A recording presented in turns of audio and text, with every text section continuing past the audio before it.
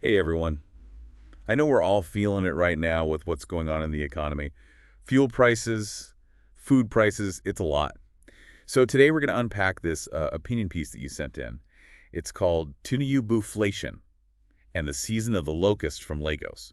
It was published on Restore Nigeria News just last week, actually. And let me tell you, even the title hits hard. Yeah, it definitely grabs your attention. I think it's interesting how the author, Isaac Owuna, uses such strong language to describe the situation, like comparing the current administration to a swarm of locusts. It's a bold move. Yeah, definitely trying to shake things up. Yeah, And they're putting the blame for all of this squarely on the Lagos boys, as they call them. yeah. That term Lagos boys, it seems to be referring to the current administration and the connection to Lagos. It's like they're saying they're disconnected from the rest of the country. And that disconnect is leading to this TINUBUFLATION. So what is TINUBUFLATION exactly? How does it connect to what people are facing day to day? Well, TINUBUFLATION is a new term. The author actually coined it.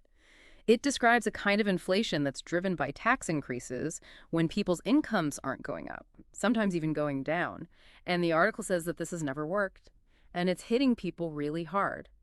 You know, when I was reading it, what really got to me were those examples. The author talks about families having to eat animal feed because food is so expensive. People who used to drive their own cars now taking public transport because they can't afford fuel.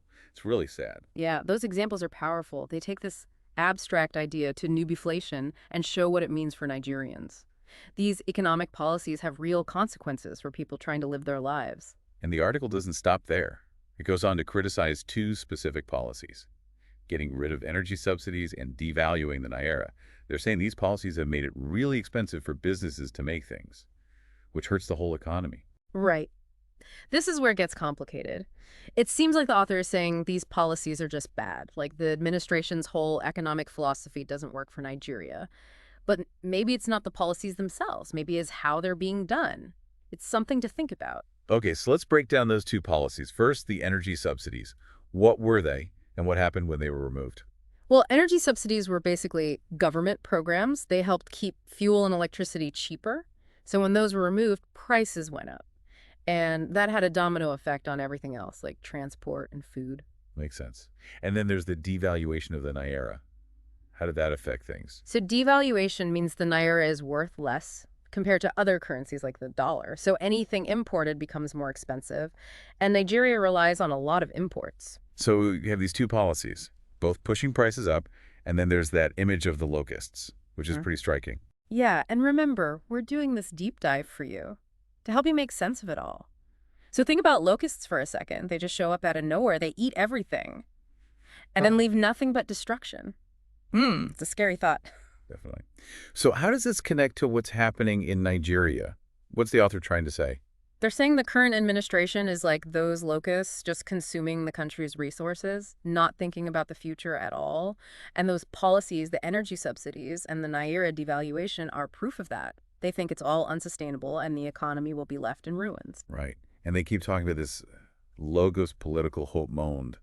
It's like they're drawing a line between the people in power and everyone else. Yeah, that's classic populism, us versus them. It works because people are frustrated, especially when they're struggling financially. And they really don't hold back. At one point, they even call the administration a kakistocracy. That's a strong word. It means government by the worst people. It's a direct attack on the leadership, saying they're incompetent, maybe even doing this on purpose. They even compare them to pickpockets, more interested in getting rich than helping people. Exactly. The author thinks they're just greedy. And these policies are proof. They help the elite, but hurt everyone else. And it's not just the economic policies. They're also worried about how the government is reacting to any criticism. They talk about treason charges and brutal lawfares against anyone who speaks up. That's a problem. It makes you think about freedom of speech and the right to protest. It's not good if the government is trying to silence people. It might mean they're becoming more authoritarian, less tolerant of different opinions. Okay, so we've talked about what they don't like. Right. But what do they think should be done? What's their solution for the economy? They think the answer is to focus on what they call the productive sectors. Building up local industries, creating jobs, that's how you get real economic growth. Makes sense. Focusing on what we can make here. But they also seem to have some pretty specific ideas about how to do that. Yeah, they really emphasize plentiful and cheap energy. They say the current policies are making energy scarce and expensive. which is holding back progress. It goes back to that locust analogy.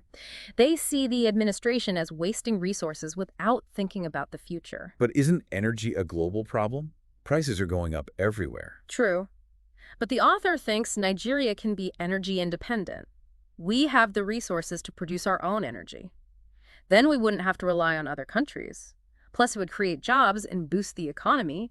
They're not a fan of what they call financialization and monetary gymnastics.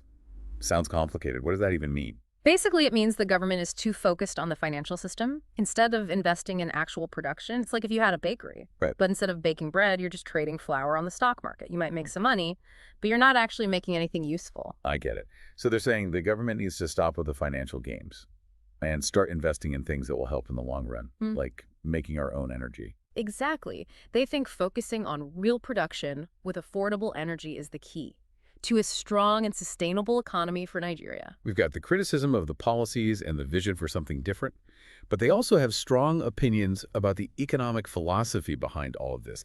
They talk about the Chicago School of Economics. You got it. The author blames the Chicago School for the administration's economic approach. It's all about free markets and limited government involvement, and they don't think that model works for a country like Nigeria. Okay, but what exactly is the Chicago School? Well, it became really popular in the mid-20th century. People like Milton Friedman, they argued that the best way to grow the economy was to let markets do their thing without the government getting involved. They thought government intervention just messed things up. So the author is saying that hands-off approach isn't working for Nigeria. Right. They think Nigeria needs more government involvement to prioritize local production and make sure basic things like energy are affordable. And this all connects back to their idea of economic sovereignty. They don't just want different policies, they want a whole new mindset. Exactly. They want Nigerians to reject these economic models that are forced on them and find their own way. It's a big idea. But is it realistic? Can Nigeria really be economically independent in today's world? And how would we even do that? Those are the big questions. Speaking of big questions, I want to know what stood out to you. Honestly, for me, it was the passion. You can agree or disagree with what they're saying, but you can't deny they really believe this. They think these policies are going to destroy Nigeria, and they're trying to warn everyone. You can feel that urgency, like they're begging people to see what's happening. And they connect this economic struggle to something bigger, the fight for real sovereignty. It's more than just economics. It's about taking control of their own future as a nation. They see these policies as like a new kind of colonialism, still being exploited by outside forces. They're saying true independence isn't just about politics. It's about controlling your own resources, your own economy, your own destiny. That's a powerful idea, especially for a country like Nigeria. I think a lot of people want that self-determination. So after all this, what does it mean for the average Nigerian? The ones struggling to buy food, put fuel in their cars, just get by. What can they take away from this? I think this deep dive looking at Isaac Ouna's perspective, it's a call to action. It's a challenge to think about the policies that are affecting us, to question why things are the way they are, and to demand better from our leaders. It's about knowing that we have a voice, even when things feel impossible. We can't just sit back and let these policies hurt us. We have to get involved and learn about what's going on and help shape our country's future. Exactly. And I think this deep dive has given us a lot to consider.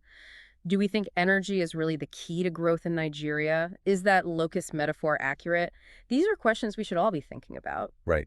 And remember, this is just one point of view, one voice in a much bigger conversation. Keep looking into these issues, keep learning, and most importantly, keep talking about the things that matter. Absolutely. Well, this has been quite a journey. We've talked about a lot.